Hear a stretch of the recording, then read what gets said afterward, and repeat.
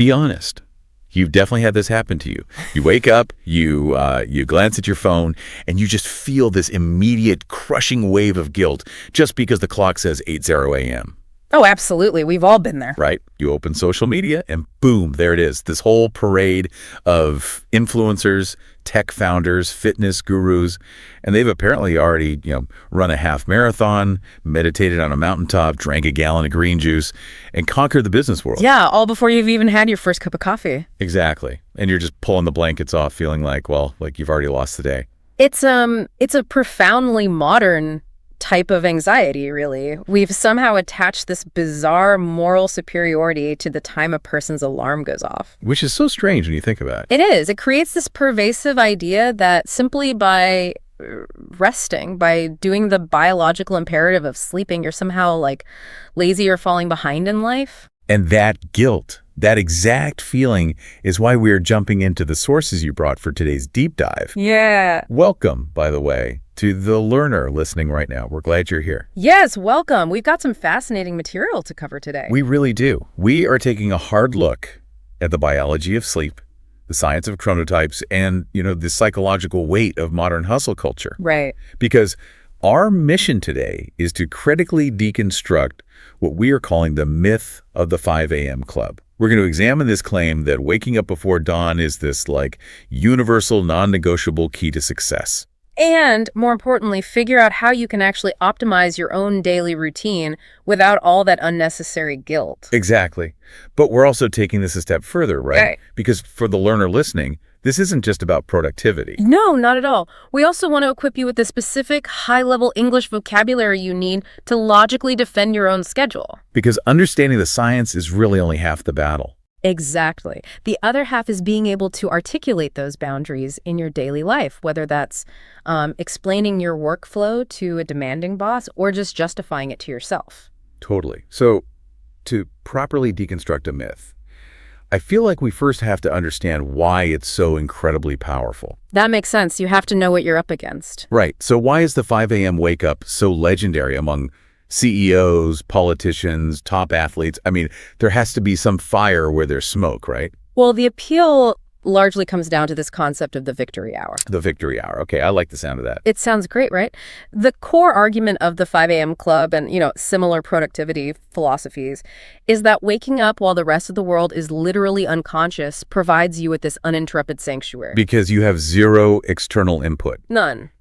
No emails are pinging, your colleagues aren't slacking you, the kids aren't asking for breakfast, there's not even any background noise from the street. Exactly. And in our, hyper-connected world, an hour of absolute silence is rare currency. It really is. Proponents use this time purely for deep work, exercise, or strategic planning. But the real secret isn't just the silence, it's the psychological edge. What do you mean by that, the psychological edge? Well, if you accomplish your hardest tasks or, say, your personal fitness goals before the sun even comes up, you experience a massive dopamine hit. Oh, sure. You get that rush. Right. You get this empowering, tangible feeling that you have won the day before most people have even started their commute. I have to admit, the logic is very seductive. It feels like getting a head start in a marathon. That's a great way to put it. Yeah, you get to run the first few miles with absolutely no traffic, no crowds, just a clear, open road. Absolutely. So, okay, I'm going to push back a little on the premise of our own deep dive here. Go for it. If there is undeniable practical value in an hour of pure, uninterrupted self-improvement, isn't the 5 a.m. club actually just a really great, highly effective habit? Why are we calling it a myth? That's a really fair point. And to be clear, the routine itself, the active, focused self-improvement, is incredibly valuable. Right. Nobody is saying deep work is bad. Exactly. But the danger, and where it crosses into myth territory, lies in the one-size-fits-all mentality that surrounds it. Oh, okay. The expectation that everyone has to do it. Right. The myth isn't that mornings are quiet. The myth is the assertion that this specific, rigid schedule is the only valid path to high-level success. Which is what all those influencers imply. Exactly. It falsely implies that if you aren't an early riser, you somehow lack discipline or drive. It frames waking up at 8 a.m. as a moral failing. Wow. Yeah, a moral failing. Which is crazy because it completely completely ignores the fundamental realities of human biology. Okay, so let's get into that biology. Because if the 5 a.m. hour is so objectively distraction-free and beneficial, why does waking up at that time feel like physically painful for some people? Well, it feels completely natural for others. Yeah, like my roommate pops out of bed at 5 a.m. singing and I want to throw my alarm clock out the window. Well, that brings us straight into the science of chronotypes and the circadian rhythm. Circadian rhythm. Yes. Your circadian rhythm isn't just a metaphor for being a morning person. It is a physical, internal 24-hour clock. And the sources say it's dictated by a specific region in the brain, right? Yes, the suprachiasmatic nucleus. It regulates exactly when you feel sleepy and when you feel alert. And this is largely driven by light exposure and hormone release, specifically melatonin. Correct. When natural light hits your optic nerve, it sends a signal to your brain to suppress the production of melatonin. Which is the hormone that makes you feel sleepy. Exactly. And as light fades in the evening, your melatonin production ramps back up. But here is the crucial part that the hustle culture gurus miss. What's that? The exact timing of this cycle is not identical for everyone. Society is naturally divided into different chronotypes. Which the research broadly categorizes as larks and owls, right? Yes. Larks being the early birds and owls being your night-oriented people. And we really should clarify for the listener that being a lark or an owl isn't just a lifestyle choice. Yeah, not at all. It's not like preferring coffee over tea or choosing to stay up late to watch Netflix. Right. It is heavily influenced by your genetics. You are quite literally hardwired to release melatonin and experience body temperature fluctuations at different times than someone with a different chronotype. Which introduces a massive problem for the one-size-fits-all 5 a.m. rule. A huge problem. So think about this. If you take a natural-born owl, someone whose biological clock is screaming at them to stay awake until 1 a.m. and sleep until 9 a.m., and you force them to wake up at 5 a.m., what is actually happening in their brain? Biologically speaking, you are inducing acute sleep deprivation. Just by waking them up early. Yes. Because when you are awake, your brain constantly consumes energy. And a byproduct of that energy consumption is a neurochemical called adenosine. Adenosine. Okay. Think of adenosine as a biological marker of fatigue. The longer you are awake, the more adenosine builds up, creating this sort of sleep pressure. Oh, like a gauge filling up. Yeah, exactly. And the only way to clear that adenosine from your brain receptors is through a full, complete cycle of sleep. So if our owl goes to bed at 1 a.m., because their body literally physically won't let them sleep earlier. Right. And then their alarm goes off at 5 a.m., they're functioning on 4 hours of sleep. They haven't cleared the adenosine at all. Not even close. They are waking up with a brain still flooded with cognitive toxins. Cognitive toxins. Yeah. That sounds intense. It is.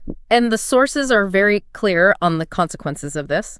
Sleep deprivation severely impairs your cognitive function. Like memory and stuff. Yeah, memory consolidation, complex decision-making, emotional regulation, problem-solving. All of it takes a massive hit. Wow. You force an owl up at 5 a.m., they might be sitting at their desk, sure, but biologically, their prefrontal cortex is barely online. Okay, that highlights a critical distinction from the research that I think completely reframes this whole debate. Let's hear it. There is a massive difference between being active and being productive. Yes, that is the core of the illusion. Because being active just means your eyes are open and you're, doing something. Right, you're moving papers around, you're clicking refresh on your inbox, you're sitting in a meeting nodding your head. Just looking busy. But being productive means you're actually doing meaningful, high-quality, focused work that moves the needle. Exactly. So an owl at 6 a.m. might be highly active, but their actual productivity is near zero because they are actively fighting their own neurochemistry. Okay, let me play devil's advocate for a second, though. I hear the biology argument, but the world doesn't operate in a laboratory. True. The stock market opens at 9:30 a.m. Eastern. Corporate stand-up meetings happen at 9 a.m. Schools start at 8 a.m. I see where you're going with this. Right. Don't larks inherently have a massive advantage simply because their biological clocks naturally align with the way capitalism and society actually function? Well, I mean, even if an owl is an absolute genius at midnight, the bank is closed and their clients are asleep. right. That is the most common defense of the early bird model. But based on the sources, it completely conflates societal convenience with actual human output. Conflates convenience with output. Okay, explain it. Productivity is not about when you start the clock. It is entirely about how you manage your energy peaks throughout a 24-hour cycle. Energy peaks. Break down what that looks like in practice. Sure. Every person has a window in their day where they experience their ultimate creative spark. This is when you enter a flow state, when complex tasks just feel effortless. Okay. For a lark, that peak state of flow might indeed be 6 a.m., but for a night owl, their own version of the victory hour might not hit until 10 p.m. or 11 p.m. Oh, I see. That late night window is when their brain is fully optimized to write brilliant code, or draft complex legal arguments, or design innovative products. So if you force that owl to shift their entire life to wake up at 5 a.m. just to fit the corporate mold. You aren't making them more productive. You are actively destroying their natural advantage. Wow, you're just robbing them of their peak biological performance window? Exactly. You're making them too exhausted to work brilliantly at 10 p.m. just so they can sit in a 9 a.m. morning meeting feeling like an absolute zombie. Which is a terrible trade-off for both the individual and the company. It really is systemically inefficient. So we really need to rethink our entire cultural relationship with sleep. Because the research points out that we live in this era of hustle culture. Ugh, hustle culture. It's the glorification of the grind. The whole "I'll sleep when I'm dead" mentality. Or rise and grind. It creates this toxic environment where sleep is viewed as a luxury or an indulgence, or worse, a sign of weakness and laziness. It's basically treating the human brain like a smartphone battery, which is a terrible way to look at it. Yeah, that's not how it works. Let's use a better metaphor to understand what sleep is actually doing. Imagine your waking brain as a busy, bustling office building. Okay, I like this. All day long, the workers are doing their jobs, but they're also generating a ton of trash. Crumpled paper, coffee cups, full trash cans everywhere. And that trash is the adenosine and metabolic waste we talked about earlier. Exactly. So hustle culture tells you to just turn the lights off for a few hours and then force the workers back into the office early. Just ignore the mess. Right.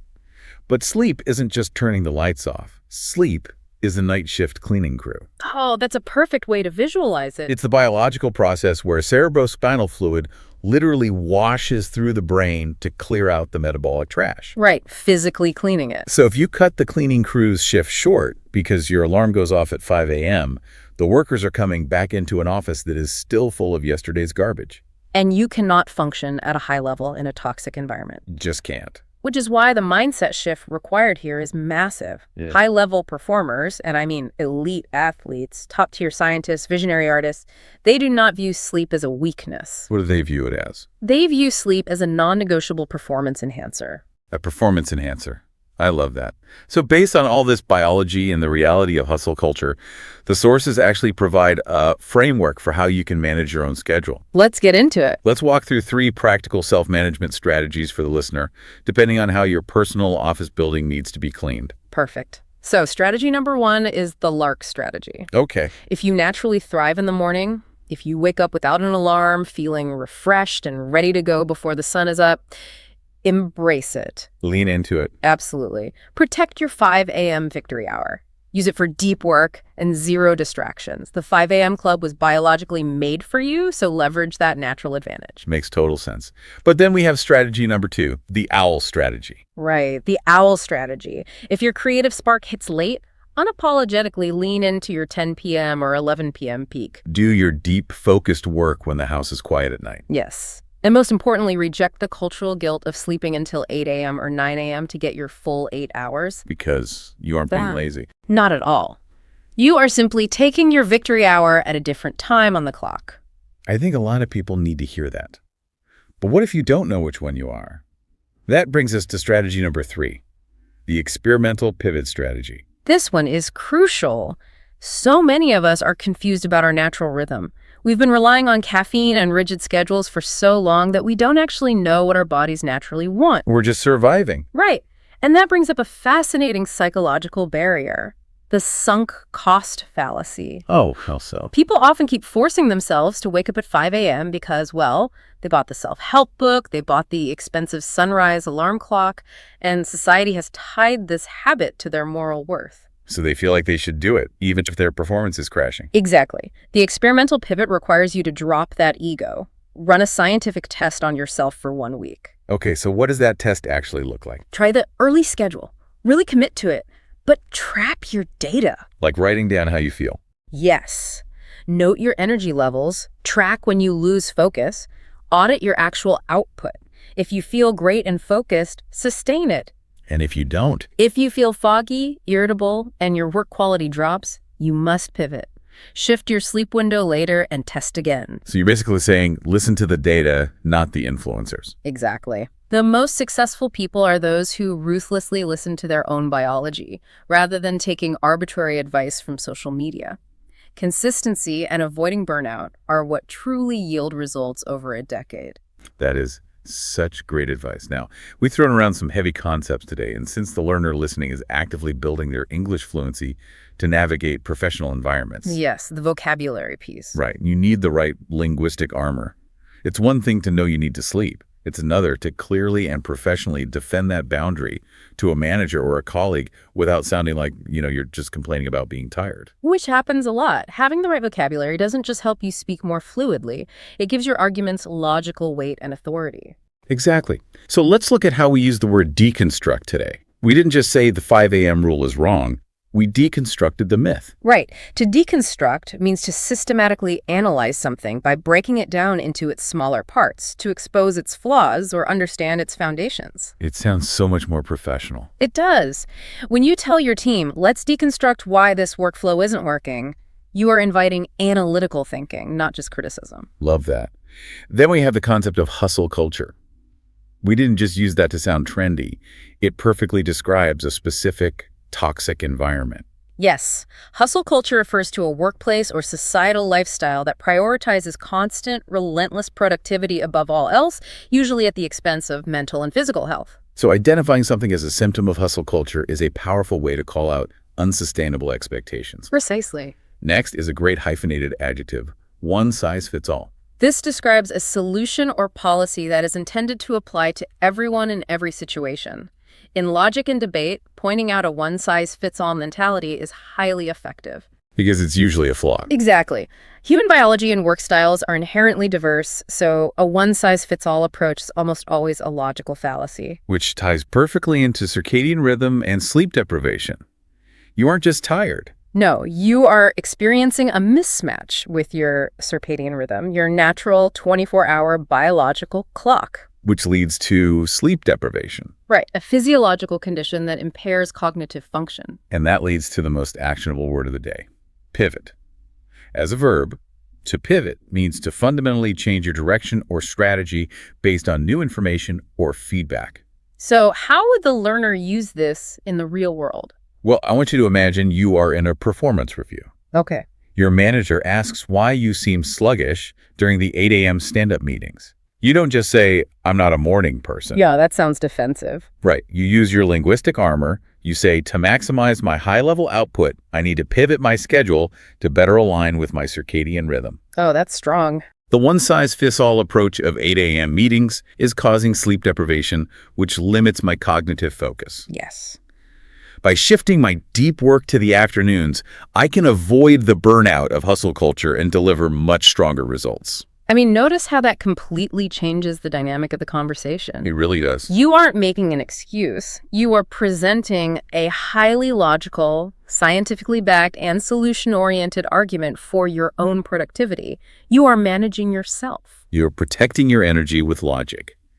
So what does this all mean as we wrap up today's deep dive? Well, the core takeaway from all of this research is that productivity is deeply, undeniably personal. It really is. Whether you are a lark soaring at dawn or an owl hunting for brilliant ideas at midnight, finding your own rhythm is the true path to sustainable success. You have to protect your sleep, not as a guilty indulgence, but as the ultimate performance enhancer. Perfectly said. But before we sign off, we want to leave you with a lingering thought based on everything we've unpacked today. Yes. If our individual biology so strongly dictates our most productive hours, and if science explicitly proves that forced, unnatural schedules create sleep-deprived, inefficient workers, how much of modern corporate scheduling is actively holding back human potential? That's a big question. Think about it. How much innovation, how many brilliant ideas, and how much global GDP are we losing out on simply because we are forcing owls to work on lark time? It really makes you wonder what society would look like if everyone was allowed to work at their biological peak. Thank you for joining us on this deep dive. Tomorrow morning, when that clock strikes 8 a.m., don't look at the influencers on your phone. Look at your own biological rhythm. Let the cleaning crew finish their job and stay productive in whatever way suits your own unique biology.